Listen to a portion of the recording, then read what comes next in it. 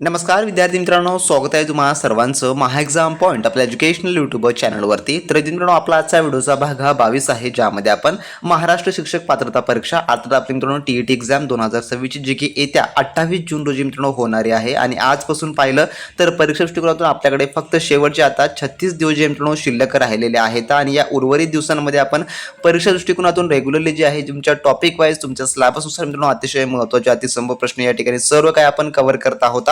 जर तुम्हाला आपल्या व्हिडिओचे अपडेट वगैरे मिळत असतील मित्रांनो, चॅनलला फटाफट सबस्क्राईब करून घ्या, जेणेकरून तुम्हाला प्रत्येक व्हिडिओचे अपडेट मिळेल. त्यासोबतच तुम्ही आपल्या टेलिग्राम ग्रुपमध्ये नसाल तर डिस्क्रिप्शन बॉक्समध्ये आपल्या ऑफिशियल टेलिग्राम ग्रुपची देखील लिंक दिली आहे, तुम्ही तिथून मित्रांनो जॉईन करून घ्या, जेणेकरून तुम्हाला सर्व अपडेट त्या ठिकाणी पाहायला मिळणारे असतील. तर आपला आजचा व्हिडिओचा भाग हा 22 आहे, ज्यामध्ये आपण इंग्लिश ग्रामरचे काही IMP प्रश्न कव्हर करणार आहोत. कारण का बऱ्याच विद्यार्थ्यांना इंग्लिश ग्रामरच्या या टॉपिकवर जे मित्रांनो जे की कमी गुण येतात, ज्यामुळे त्यांचा 90+ स्कोर जे की मिळवणं त्यांना अवघड होत चाललेला आहे. त्यामुळे मित्रांनो आपण इंग्लिश ग्रामर देखील तुम्हाला अतिशय सोप्या भाषेमध्ये या ठिकाणी समजावून सांगणार आहोत, जेणेकरून तुमच्या परीक्षेमध्ये अशा स्वरूपाचे प्रश्न आले तर तुम्ही पाहता क्षणी जे की मित्रांनो सोडवू शकता. तर सुरू करू व्हिडिओ आणि पाहू आपल्या यामधला काही IMP क्वेश्चन. तर यामधला प्रश्न क्रमांक पहिला जो की या ठिकाणी काय म्हणतो पहा, identify the grammatical function of the underlined gerundial phrase. तर जेरेंटल फ्रेज कायला म्हटलं जातं? जेरेंटल फ्रेजला जे धातू साधित नामयुक्त शब्द समूह असतात त्याला जे आहे ते म्हटलं जातं. तर हे अशा प्रकारचे अवघड देखील प्रश्न शब्द जे आहेत त्या ठिकाणी वापरले जातात, जेणेकरून तुम्ही कन्फ्यूज व्हाल या दृष्टिकोनातून. पण जेरेंटल फ्रेज म्हणजे जी धातू साधित नामयुक्त शब्द समूहाला म्हटलं जातं. तर क्वेश्चन्स कशा प्रकारे आहे, managing a large number of rebellious students requires immense patience. या ठिकाणी इमिशन्स पेशन्स म्हणजे काय, जे की अपार्ट सेम. आणि रेबिलियस याचा अर्थ काय होतो? रेबिलियसचा अर्थ या ठिकाणी जो आलेला आहे त्याचा अर्थ होतो बंडखोर, म्हणजे की ऐकणार नाही असे, त्याच्यासाठी हा रेबिलियस हा शब्द वापरला जातो. तर यामध्ये आपल्याला काय म्हटलं आहे, जे की जेरिएंटल फ्रेज यामधला धातू साधित नाम जो की या ठिकाणी आयडेंटिफाय करायचा आहे, जो की या ठिकाणी आपला ग्रॅमॅटिकल फंक्शन्स मध्ये जो की या ठिकाणी हा दिलेला आहे अंडरलाइनेड लाईनचा. तर काय होणार असेल, तर या वाक्यामध्ये सुरुवातीला काय दिलेलं आहे, managing a large group of rebellious students. हा संपूर्ण भाग हा वाक्याचा काय आहे, करता, म्हणजे ज्याला सब्जेक्ट म्हटलं जातं. हा सब्जेक्ट म्हणून या ठिकाणी जो आहे काम करत आहे, ज्यासाठी रिक्वायर्स हा शब्द आलेला आहे. रिक्वायर्स म्हणजे की आवश्यकता असणे, हे काय तर याचं मुख्य क्रियापद वर म्हणून वापरलं जातं. मग याचं उत्तर काय होणार असेल, जे की पर्याय नंबर अ, जे की सब्जेक्ट ऑफ द वर्ब या ठिकाणी हे जे आहे ते होणार असेल. पर्याय नंबर अ या ठिकाणी जे आहे उत्तर होणार असेल मित्रांनो. तर अशा प्रकारचे प्रश्न तुम्हाला परीक्षेमध्ये विचारले जातात. आणि तुम्हाला प्रश्न क्रमांक 2 पहा काय म्हणतो या ठिकाणी, choose the correct inversion structure to complete the sentence. या ठिकाणी इन्व्हर्जन स्ट्रक्चर आलेलं आहे, म्हणजे की उलट वाक्यरचना, जे की क्रियापदाच्या कर्त्याच्या आधी येणे त्याला जे आहे इन्व्हर्जन स्ट्रक्चर असं जे आहे ते म्हटलं जातं. आणि वाक्य काय म्हणतं पहा, no sooner dash the classroom than the student stood up to the greet him. या ठिकाणी आहे. तर ग्रीट म्हणजे काय, ग्रीटचा अर्थ होतो स्वागत करणे किंवा अभिनंदन करणे असं जे आहे ते या ठिकाणी होतो. मग याचं उत्तर काय होईल, पर्याय नंबर डी, जे की डीड द हेडमास्टर एंटर, हे जे आहे याचं जे की उत्तर जे आहे ते होणार असेल. आता बरेच विद्यार्थ्यांना यामध्ये डीड जे आहे पर्याय नंबर ए मध्ये देखील दिसत आहे, डी मध्ये देखील दिसत आहे, त्यामुळे पर्याय नंबर ए का होऊ शकत नाही याचा प्रश्न पडला असेल. तर स्पष्टीकरण देतो, नो सुनरच्या रचनेमध्ये इन्व्हर्जन जेव्हा होते तेव्हा जे आहे जे की सहाय्यकारी क्रियापद कर्त्याच्या आधी येतं, हे आपल्याला माहिती आहे. जर आपण डीड वापरले तर त्यानंतर मुख्य क्रियापदाचं कोणतं रूप वापरतात, जे की पहिलं रूप जे आहे ते वापरलं जातं. परंतु आपल्याला पर्याय नंबर ए मध्ये पहिलं रूप दिसत आहे का, तर पहिलं रूप दिसत नाही. त्यामध्ये आपल्याला दुसरं रूप पाहायला मिळत आहे, म्हणजेच काय, तर एंटर्ड या ठिकाणी ईडी जे आहे ते लागलेलं आहे. परंतु पर्याय नंबर डी मध्ये आपल्याला एंटर हे जे की पहिलं रूप पाहायला मिळत आहे, त्यामुळे पर्याय नंबर डी याचं जे आहे जे की उत्तर थोडक्यामध्ये होणार असेल मित्रांनो. त्यानंतरचा पुढचा प्रश्न पहा, प्रश्न क्रमांक 3, जो की काय म्हणतो, identify the correct subjective mood for the fill in the blank. या ठिकाणी आपल्याला करायचं आहे, जे काही सब्जेक्टिव्ह मूड आहे, म्हणजे की शिफारस किंवा मागणी दर्शवणारे क्रियापदाची रचना असते ना, त्याला सब्जेक्टिव्ह मूड असं जे आहे ते म्हटलं जातं. तर वाक्य काय म्हणतं, the committee recommended that the suspended teacher dash reinstated म्हणजे काय, पदावर पुन्हा आणणे किंवा पुनर्जीवित करणे असा याचा अर्थ होतो, जे की रिइन्स्टेड इमिडिएटली या प्रकारचं आहे. तर यामध्ये काय येईल याचं उत्तर, मग जे की पर्याय नंबर बी, म्हणजेच की BE हे जे आहे ते येणारं असेल. का येतं, कारण का जेव्हा वाक्यात शिफारस म्हणजे रिकमेंडेड, डिमांड किंवा सजेस्ट असे जेव्हा शब्द येतात तेव्हा दॅटच्या क्लॉजमध्ये मॅन्डेटरी सब्जेक्टिव्ह मूड वापरला जो की जातो, ज्यामध्ये क्रियापदाचं मूळ रूप म्हणजेच की बी हे जे आहे ते वापरतात. त्यामुळे या ठिकाणी बी हे जे की या ठिकाणी येणारं असेल. वाक्य कसं होईल? The committee recommended that the suspended teacher be reinstated immediately. या प्रकारे जे की वाक्य जे आहे ते होणारं असेल मित्रांनो. त्यानंतरचा प्रश्न चौथा पहा काय म्हणतो, select the option that correctly identifies the underlined clause. तर या ठिकाणी जो अंडरलाइनेड क्लॉज आहे जे आपल्याला आयडेंटिफाय करायचा आहे. तर काय वाक्य आहे? The reason why he failed the examination is steel a mystery. या ठिकाणी जे काही अंडरलाइनेड आहे Y he failed the examination याचा आपला क्लॉज जो की ओळखायचा आहे. कोणत्या क्लॉज आहे? तर यामध्ये Y he failed the examination हा उपवाक्याचा भाग आहे.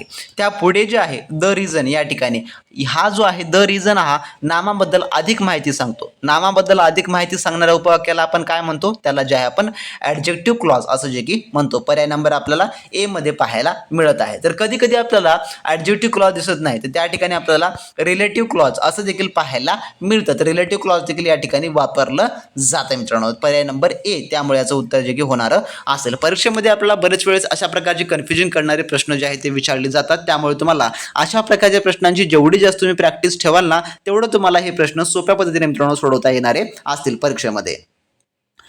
त्यानंतर प्रश्न पुढचा पाचवा जो की काय म्हणतो पहा, fill in the blank with appropriate complex prepositions. या ठिकाणी कॉम्प्लेक्स प्रिपोजिशन आपल्याला फिल इन द ब्लँक करायचं आहे. वाक्य काय म्हणतं पहा, the exam was postponed dash the sudden announcement of the state election. जे की एक्झाम पोस्टपोन झालेली आहे कशामुळे? जे की इलेक्शनच्या जाहिरातीमुळे, जे की जाहीर अनाउन्समेंट झाल्यामुळे. तर या ठिकाणी काय येणार असेल? तर याचे उत्तर आहे पर्याय number B, on account of. On account of कशामुळे येईल? तर या ठिकाणी पहा, पोस्टपोन म्हणजे काय? पुढे ढकललेली. आणि ऑन अकाउंट ऑफ म्हणजे कशामुळे होतं? जे की च्या कारणामुळे असं जे आहे याचा अर्थ होतो. तर या ठिकाणी वाक्य कसं बनेल? The exam was postponed on account of the sudden announcement of the state election. निवडणुकीच्या अचानक झालेल्या घोषणेमुळे परीक्षा पुढे ढकलण्यात आली. च्या कारणामुळे या अर्थासाठी ऑन अकाउंट ऑफ हा योग्य शब्दसमूह वापरला जातो. म्हणून पर्याय नंबर बी याचं उत्तर जे आहे ते होणार असेल मित्रांनो. त्यानंतरचा सहावा प्रश्न पुढचा काय म्हणतो पहा, choose the correct passive voice for the sentence containing a intransitive verb with a cognate object. या ठिकाणी पहा, जो काही आपल्याला पॅसिव्ह वॉइस करायचा आहे या ठिकाणी वाक्य काय आहे? The brave soldier fought a fierce battle. या ठिकाणी फिअर्स बॅटल म्हणजे काय? भीषण लढाई. सोल्जर्सने भीषण लढाई लढलेली आहे अशा प्रकारचं आहे, जे की शूरवीर. तर याला आपल्याला जे आहे थोडक्यामध्ये पॅसिव्ह मध्ये कन्वर्ट करायचं आहे. तर पॅसिव्ह मध्ये कन्वर्ट करता वेळी काय लक्षात ठेवायचं आहे? मी मागील व्हिडिओमध्ये तुम्हाला सांगितलेलं होतं, जे की सुरुवातीला ही जी वाक्यरचना आहे ती कोणत्या काळामधली आहे ते पाहणं अतिशय इम्पॉर्टंट आहे. The brave soldier fought a fierce battle. या ठिकाणी फॉट हे जे आहे ते आलेलं आहे.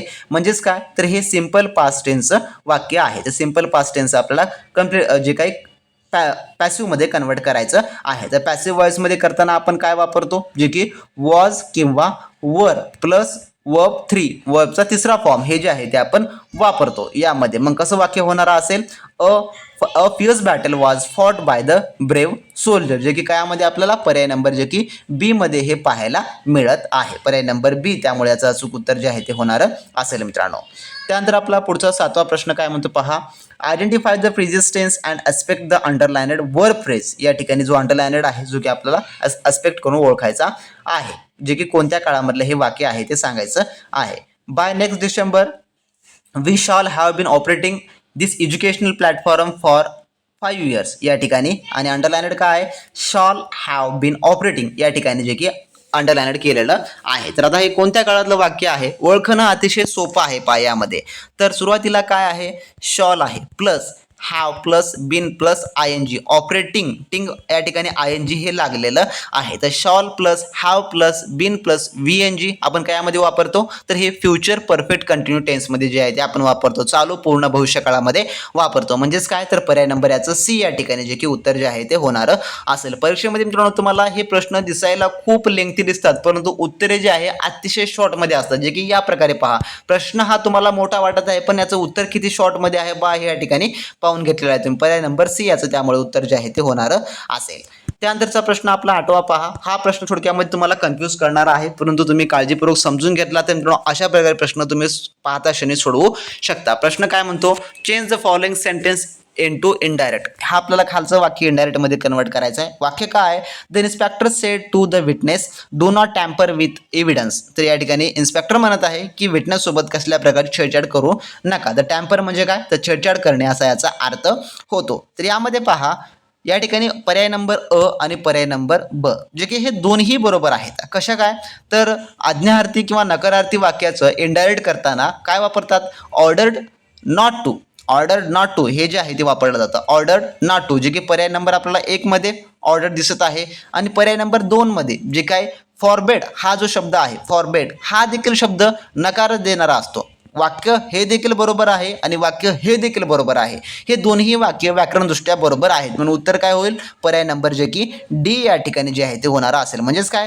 Both A and B are grammatically correct. ह्या प्रकारे हे जे आहे ते वाक्य होणार असेल. काही प्रश्न तुम्हाला अशा प्रकारे देखील येतात, कारण का आपण कधी कधी पाहतो की परीक्षेमध्ये अशा प्रकारे प्रश्नामध्ये फक्त एकच पर्याय असतो, परंतु काही प्रश्नांमध्ये तुम्हाला असे देखील तुम्हाला कन्फ्यूज करणारे परीक्षेमध्ये प्रश्न विचारले जातात मित्रांनो. त्यानंतरचा 9वा प्रश्न पहा काय म्हणतो?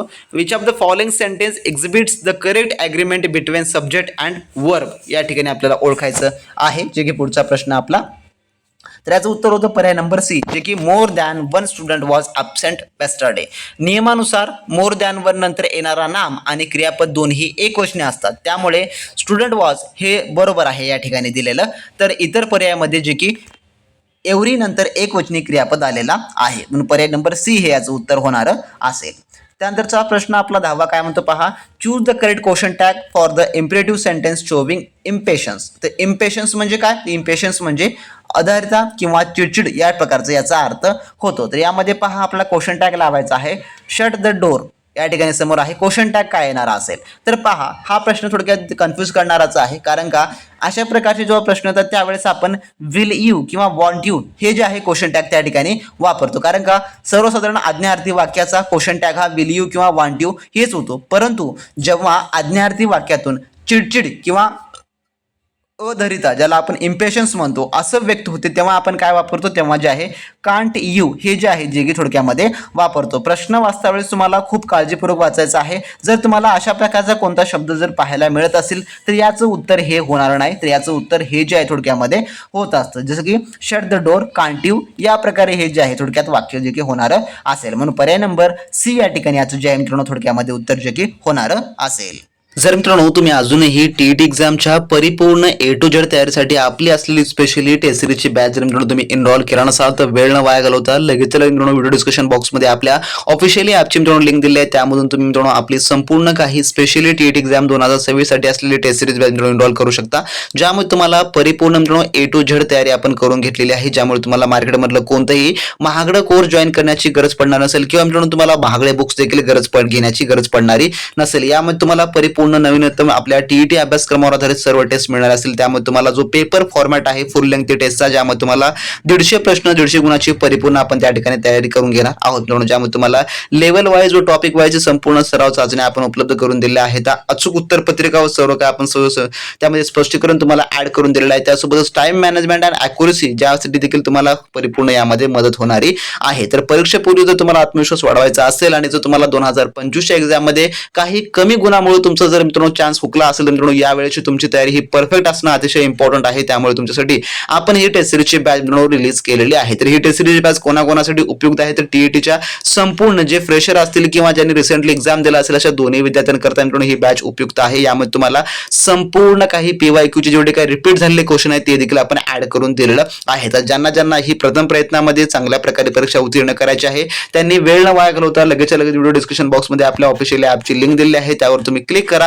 त्यातून मित्रांनो आपली स्पेशल ही टेस्ट सिरीजची बॅच एनरोल करून घ्या आणि चांगल्या उत्तम तयारीला लागा मित्रांनो. ज्या कोणी विद्यार्थी मित्रांनी अजूनही आपली स्पेशली टेस्ट सिरीजची बॅच एनरोल केली नसेल तर त्यांच्याकडे अजूनही संधी उपलब्ध आहे मित्रांनो. जर तुम्हाला तुमचा स्कोर वाढवायचा असेल आणि 90+ स्कोर जर तुम्हाला सिक्युअर करून तुम्हाला या एक्झाम मध्ये मित्रांनो टीईटीच्या पात्रतेचा शेरा लावायचा असेल तर लगेच डिस्क्रिप्शन बॉक्समध्ये आपल्या ऑफिशियल ॲपची लिंक दिलेली आहे मित्रांनो. त्यावरून तुम्ही आपली ॲप डाउनलोड करून घ्या, त्यामध्ये जाऊन आपली स्पेशली टेस्ट सिरीजची बॅच एनरोल करून घ्या आणि त्यामध्ये तुम्हाला किती स्कोर येत आहे रेग्युलरली तुम्ही टेस्ट सोडवत चला. तुमच्या टेस्टमध्ये किती पर्सेंट इम्प्रूव्हमेंट येत आहे तुम्ही स्वतः अनालिसिस करा आणि मित्रांनो येणाऱ्या परीक्षेत तुम्ही परिपूर्ण त्या ठिकाणी तयारी करू शकता. तुम्ही किती जरी मित्रांनो व्हिडिओ क्लासेस केले काही जरी केलं तर जोपर्यंत तुम्ही स्वतःहून तुम्ही परीक्षा पेपर सोडवत नाही, स्वतःहून तुमचा अभ्यास तुम्ही तपासत नाही, तोपर्यंत मित्रांनो परीक्षेमध्ये यश मिळवणं हे अवघड होत असतं. त्यामुळे लगेचच्या लगेच आपली ॲप्लिकेशन डाउनलोड करून घ्या, टेस्ट एनरोल करून घ्या आणि तुमची तयारी मित्रांनो तुम्ही स्वतःहून तपासत चला. त्यामध्ये रेग्युलरली आपण टेस्ट देखील ॲड करत आहोत जेणेकरून तुमची संपूर्ण तयारी त्या ठिकाणी होणारी असेल मित्रांनो. त्यानंतरचा पहा प्रश्न 11वा पुढचा काय म्हणतो पहा या ठिकाणी. Fill in the blank with correct correlative conjunctions या ठिकाणी पहा हा आलेला आहे. पहा काय म्हणतो या ठिकाणी. He was dash highly qualified dash he was denied the promotions due to lack of experience या ठिकाणी आलेलं आहे. तर यामध्ये 2 डॅश आलेले आहेत आणि यामध्ये आपल्याला एकच जे आहे पर्याय निवडायचा आहे. तर कशा प्रकारे हे वाक्य होणार असेल यामध्ये पहा. हायली क्वालिफाईड म्हणजे उच्च शिक्षित, डिनायड म्हणजे काय तर नाकारले. हे 2 शब्द इम्पॉर्टंट आहेत जे की आपल्याला हे कंप्लीट करू घालतात. तर पहा यामध्ये जर आपण याचं मराठी ट्रान्सलेशन केलं तर कशा प्रकारे होतं. तो केवळ उच्च शिक्षितच नव्हता तर अनुभवाच्या अभावामुळे त्याला बढती नाकारली गेली. हा संदर्भ चुकीचा ठरेल. वाक्य विरोधाभास दाखवत आहे पण दिलेल्या पर्यायापैकी आपल्याला समजा यामध्ये सो दॅट किंवा इतर रचना बसत नाहीत. का बसत नाहीत कारण का वाक्याची रचना ही नॉट ओनली बट आल्सो हाच व्याकरणदृष्ट्या जोडणारा पर्याय उरतो. म्हणजेच काय कसं होणार असेल. He was not only highly qualified but also he was denied the promotions due to lack of experience या प्रकारे हे बनणार असेल. म्हणून पर्याय नंबर याचं अ या ठिकाणी जे की उत्तर जे आहे ते होणार असेल मित्रांनो. त्यानंतरचा प्रश्न आपला पुढचा 12वा काय म्हणतो पहा. Identify the correct meaning of the underlined foreign phrase या ठिकाणी फॉरेन फ्रेज यामध्ये आपल्याला अंडरलाइनड आहे जो की हे या ठिकाणी पहा याचा जे आपल्याला अर्थ सांगायचा आहे. The government decision was declared void ab initio by the high court या प्रकारे हे आहे. तर यामध्ये पहा जो अंडरलाइनड शब्द आहे वाईड ॲब इनिशिओ हा एक लॅटिन शब्द आहे. हा कसा आहे लॅटिन शब्द आहे आणि याचा अर्थ काय होतो जे की सुरुवातीच्या काळापासूनच अवैध किंवा रदबातल ज्याला आपण म्हणतो जे इनव्हॅलिड ॲक्टिव्हिटी असते त्याला जे आहे ते म्हटलं जातं. मग पर्यायाचं उत्तर काय होणार असेल याचा अर्थ जे की पर्याय number a invalid from the very beginning म्हणजे की सुरुवातीपासूनच जे आहे अवैध बाजार करणे किंवा काळापासूनचा अवैध धंदा असं देखील आपण याला याचा अर्थ म्हणू शकतो. पर्याय नंबर ए याचं उत्तर जे की होणार असेल. त्यामुळे त्यानंतरचा आपला पुढचा 13वा प्रश्न पहा काय म्हणतो. Choose the exact synonym for the word आपला पुरे वर्ड दिलेला आहे त्याचा आपल्याला योग्य तो जर समानार्थी शब्द सांगायचा आहे. वर्ड काय आहे मग इम्फेमेरेल हा जो शब्द आहे इम्फेमेरेल म्हणजेच काय जे की क्षणभंगार अल्पजीवी त्याला इम्फेमेरेल हा जो आहे शब्द आहे. तर याचा समानार्थी शब्द काय होणार असेल तर समानार्थीचा शब्द होतो जे की ट्रान्झिटंट हा जो आहे याचा समानार्थी शब्द बनतो. ट्रान्झिटंट म्हणजेच काय तर त्याचं देखील क्षणिक किंवा तात्पुरते असं जे आहे ते अर्थ बनतो. त्यानंतरचा 14वा प्रश्न. Choose the exact antonym for the word तर याचा आपण आता विरुद्धार्थी शब्द सांगायचा आहे खालच्याचा जो की काय शब्द आहे या ठिकाणी ॲब्ड्युरेट. तर याचा ऑब्ड्युरेट हा जो शब्द आहे ॲब्ड्युरेट म्हणजेच काय तर हेकट किंवा हेकटपणा करणारा किंवा हट्टी आपण त्याला साध्या भाषेमध्ये म्हणतो त्याला जे आहे ॲब्ड्युरेट असं जे आहे ते म्हटलं जातं. तर ॲब्ड्युरेट तर याचा आपला विरुद्धार्थी शब्द काय वापरता येईल जो की फ्लेक्झिबल हा जो आहे जो की येणारा असेल. फ्लेक्झिबल म्हणजे काय तर लवचिक किंवा ऐकणारा असं जे आहे ते होणारा असेल. त्यानंतरचा पुढचा प्रश्न आपला 15वा काय म्हणतो पहा. Find the correctly spelled word representing a psychological state या ठिकाणी पहा जो काही शब्द आहे या ठिकाणी आपल्याला जी काही अचूक स्पेलिंग आहे करेक्ट जो की या ठिकाणी आपल्याला निवडायची आहे. तर शब्द कोणता आपला दिलेला आहे या ठिकाणी हॅल्युसिनेशन हा जो शब्द या ठिकाणी आहे हॅल्युसिनेशन. तर याचं आपल्याला जी स्पेलिंग आहे जी की या ठिकाणी योग्य ती निवडायची आहे. तर हॅल्युसिनेशनची स्पेलिंग कशा प्रकारची आहे तर ती आहे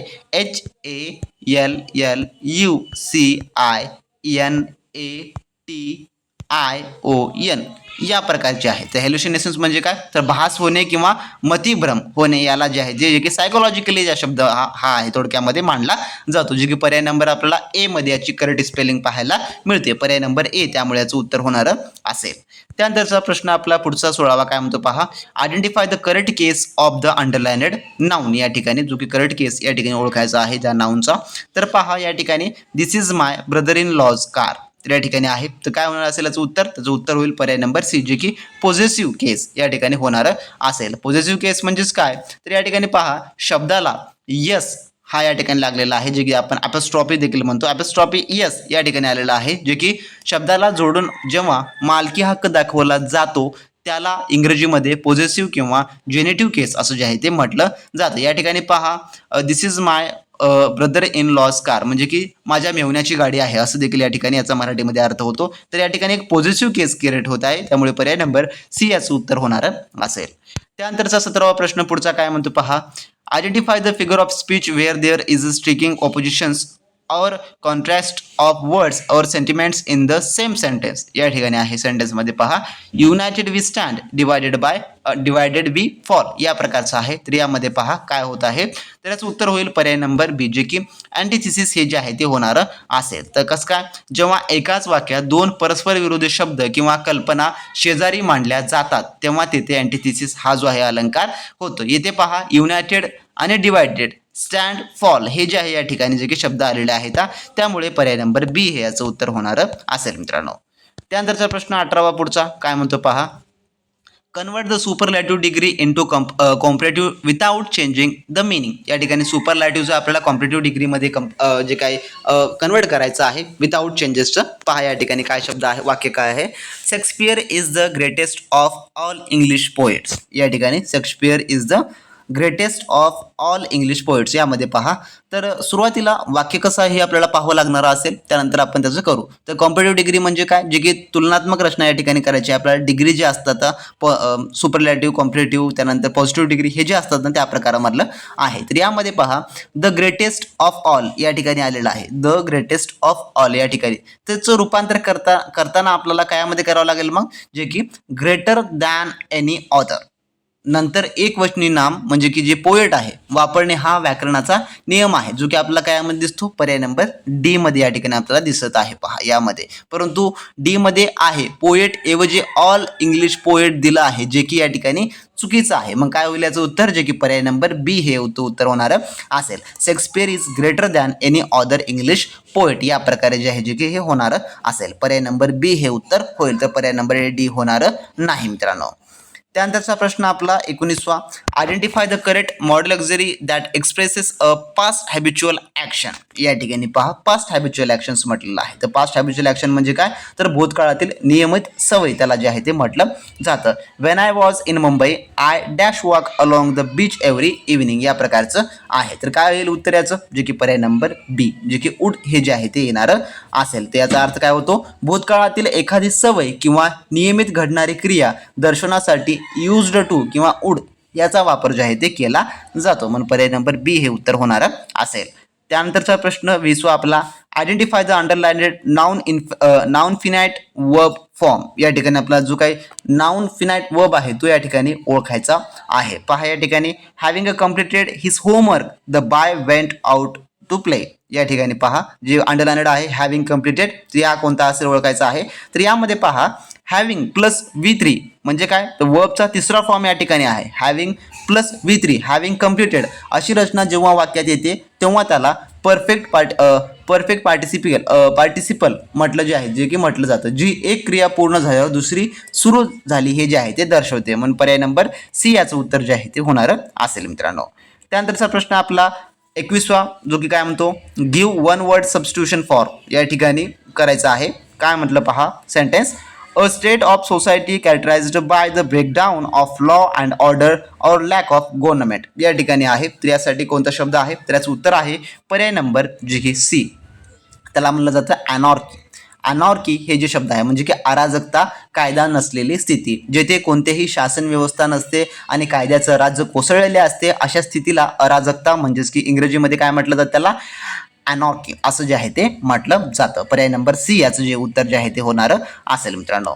त्यानंतरचा प्रश्न 22वा आपला असा आहे, identify the part of sentence which contain an error in the use of modifiers और प्रोनाउन्स. या ठिकाणी आपल्याला ओळखायचं आहे. तर काय होईल याचं उत्तर, तर पहा याचं उत्तर होईल पर्याय नंबर ए, जे की बिंग अ रेनी डे हे जे आहे या ठिकाणी मॉडिफायर्स आहे. मॉडिफायर्स म्हणजे काय, तर माहिती बदलणारे किंवा विशेष अर्थ देणारा शब्द. या वाक्यामध्ये डँगलिंग मॉडिफायर हे जे आहे थोडक्यामध्ये जे की चुकीचे या ठिकाणी आपल्याला पाहायला मिळतं. तर बिंग अ रेनी डेचा करता स्पष्ट नाही, त्याला असं वाटते की स्कूल मॅनेजमेंटचं रेनी डे होते. योग्य रचना कशी आहे, it being a rainy day या प्रकारे आहे, अशी असायला हवी होती, परंतु यामध्ये तसं नाही. म्हणून पर्याय नंबर एच हे जे आहे थोडक्यामध्ये आपण चुकीचं मानलेलं आहे.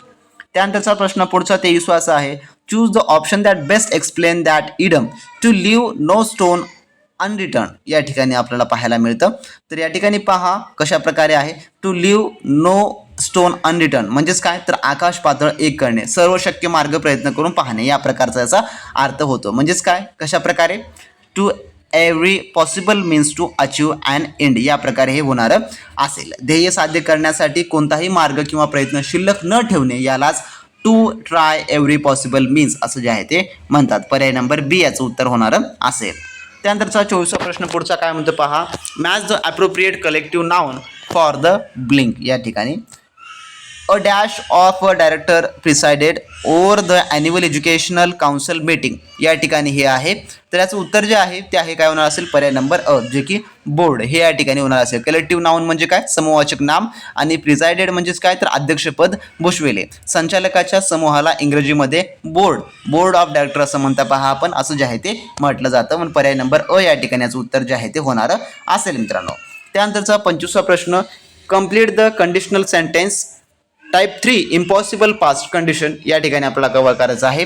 If the teacher dash more training on digital tools last year they dash online evolution easily या ठिकाणी पहा आपल्याला डॅशमध्ये योग्य ते फिलअप करायचं आहे. तर यामध्ये पहा टाईप 3 कंडिशनल वाक्याची रचना ठेवलेली असते, जे की ठरवलेली असते. तर त्यामध्ये काय होतं, इफ प्लस पास्ट परफेक्ट ज्यामध्ये हॅड प्लस वर्बचा तिसरा फॉर्म येतो आणि डॅश त्यानंतर वुड हॅव प्लस वर्बचा तिसरा फॉर्म. त्यामुळे पहिल्या रिकाम्या जागेत आपल्याला काय येतं, जे की हॅड रिसिव्ड येतं, आणि दुसऱ्या जागेमध्ये वुड हॅव कंडक्टेड हे जे आहे ते येणार असेल, जे की पर्याय नंबर आपल्याला ए मध्ये पाहायला मिळत आहे. कसं होईल वाक्य मग, if the teachers had received more training on digital tools last year they would have conducted online evaluations easily या प्रकारे हे जे आहे ते होणारं असेल मित्रांनो. त्यानंतरचा आपला पुढचा 26वा प्रश्न, what is the correct singular form of the plural noun data, noun जे की डाटा. तर डाटाचं आपल्याला हे करायचं आहे की या ठिकाणी पहा, लॅटिन भाषेनुसार डाटा हा शब्द मुळामध्ये अनेक वचने आहे आणि त्याचा एक वचनी सिंग्युलर शब्द कशा प्रकारचा आहे, जे की या ठिकाणी पहा डेटम या प्रकारचा आहे, जे की पर्याय नंबर आपल्याला ब मध्ये पाहायला मिळतो. डेटा माहिती किंवा आकडेवारी, डेटम माहितीचा एक अंश, जे की एक वचनी हा शब्द आहे. पर्याय नंबर बी या ठिकाणी त्यामुळे उत्तर याचं होणारं असेल. त्यानंतरचा 27वा प्रश्न, सिलेक्ट द सेंटेन्स विथ या ठिकाणी दिलेलं आहे, जे की फ्लॉसली ॲक्युरेट पंचक्शन. फ्लॉसली ॲक्युरेट पंचक्शन म्हणजे काय, तर विरामचिन्हाचा निर्देश व अचूक वापर या ठिकाणी झालेला आहे, तो आपल्याला निवडायचा आहे. म्हणजे की विरामचिन्हाचा योग्य असलेलं वाक्य या ठिकाणी आपल्याला सांगायचं आहे. तर पर्याय नंबर याचं काय, तर बी हे उत्तर होणारं असेल. The syllabus is vast however it can be completed one time. जेव्हा दोन स्वतंत्र वाक्यांना हाऊएव्हर या क्रियाविशेषाने जोडले जाते तेव्हा हाऊएव्हरच्या आधी अर्धा विराम, ज्याला आपण सेमिकॉलन असं म्हणतो, या ठिकाणी पहा सेमिकॉलन लागलेला आहे, आणि नंतर स्वल्पविराम म्हणजे की कॉमा वापरणे, जे की नियम संगत सांगतो. म्हणून पर्याय नंबर बी या अगदी बरोबर दिलेलं आहे. त्यानंतरचा प्रश्न 28वा, identify the correct homophone or word for the context या ठिकाणी पहा, the new education policy is expected to dash significant changes in the curriculum या ठिकाणी आपल्याला दिलेलं आहे. तर करिक्युलम म्हणजे काय, अभ्यासक्रम म्हटला. होमोफोन म्हणजे काय, जे की समध्वनी शब्द, उच्चार सारखा अर्थ वेगळा या प्रकारे. तर यामध्ये काय येणार असेल, तर याचं उत्तर आहे पर्याय नंबर बी, जे की इफेक्ट हा जो येणारा असेल. सामान्यतः अफेक्ट हे शब्द क्रियापद असते ज्याचा अर्थ पूर्ण परिणाम करणे असा होतो, पण इफेक्ट म्हणजे की चेंजेस हा एक विशिष्ट प्रकारचा शब्द आहे ज्याचा अर्थ बदल घडून आणणे असं जे यामध्ये होतोय. कशा प्रकारे, the new education policy expected to effect significant changes in the curriculum या प्रकारे हे होणारं असेल. त्यानंतरचा प्रश्न आपला पुढचा 29वा असा आहे, identify the part of speech of the underlined word. Part of speech आहे अंडरलाइनेड वर्डचा ओळखायचा, जे की अंडरग्राऊंड हा जो या ठिकाणी दिलेला शब्द आहे. तर अंडरग्राऊंड हा कशा प्रकारचा आहे, तर हा ॲडजेक्टिव्हचा आहे. पर्याय नंबर सी. अंडरग्राऊंड म्हणजे काय, भूमिगत. यामध्ये अजून एक शब्द आलेला आहे पहा, हा जो की डिप्लेटिंग म्हणजे काय, कमी होत चाललेली या प्रकारे याचा अर्थ होतो मित्रांनो. त्यानंतर 30वा प्रश्न आपला, कम्प्लीट द कॉम्प्लेक्स वर्ब या ठिकाणी कम्प्लीट करायचा. ॲडव्हर्सिटी मेक्स अ मॅन वॉइस, समोर कॉमा आहे आणि आपल्याला ते पूर्ण करायचं आहे. तर कशा प्रकारे, तर याचं उत्तर आहे पर्याय number B, but fortune makes him blind ह्या प्रकारे हे होणारं असेल. तर प्रोवर्ब म्हणजे काय, तर मन होते, आणि ॲडव्हर्सिटी म्हणजे आपत्ती किंवा संकटाचा काळ, फॉर्च्यून म्हणजे भाग्य किंवा संपत्ती. तर यामध्ये याचा अर्थ जर सांगायला गेलं तर हे एक जुनी इंग्रजी म्हण आहे, adversity makes a man wise but fortune makes him blind. याचा अर्थ होतो असा की संकट माणसाला शहाणे बनवते, पण अतिसंपत्ती किंवा चांगले भाग्य माणसाला आंधळे किंवा अहंकारी बनवते. या प्रकारची एक म्हण आहे जी की आपल्याला पूर्ण करायची होती. पर्याय नंबर बी या ठिकाणी त्यामुळे उत्तर जे आहे ते होणार असेल. तर असे मित्रांनो आजच्या व्हिडिओमधले आपले टॉप 30 क्वेश्चन होते जे की आपण मागील PYQ चॅनल्सनुसार टॉप लेवलचे क्वेश्चन आपण काढलेले आहे. जर तुम्हाला हे प्रश्न आवडले असतील तर मित्रांनो नक्की चॅनलला सबस्क्राईब, व्हिडिओला लाईक करा आणि पुढील व्हिडिओसाठी कमेंट बॉक्समध्ये कमेंट करून सांगा. आणि ज्या विद्यार्थ्यांना आपली स्पेशली TET टेस्ट सीरीजची बॅच एनरोल करायची आहे, ज्यांना 90+ स्कोर करून ही यावेळेस एक्झाम कोणत्याही परिस्थितीमध्ये क्रॅक करायचं, त्यांनी मित्रांनो लगेच आपली ॲप्लिकेशन डाउनलोड करून घ्या आणि त्यामधून आपला स्पेशल कोर्स जो आहे तो एनरोल करून घ्या. भेटू नेक्स्ट व्हिडिओमध्ये नवीन माहिती, नवीन अपडेट्ससोबत, नवीन प्रश्नांसोबत. आणि जर तुम्ही मागील व्हिडिओचे पार्ट पाहिले नसाल त्याची सर्वांची लिंक डॅशबोर्डमध्ये आपल्याला मिळणारे असेल तर तुम्ही संपूर्ण पाहून घ्या. तोपर्यंत मित्रांनो बी प्रॅक्टिस क्रॅक एक्झाम.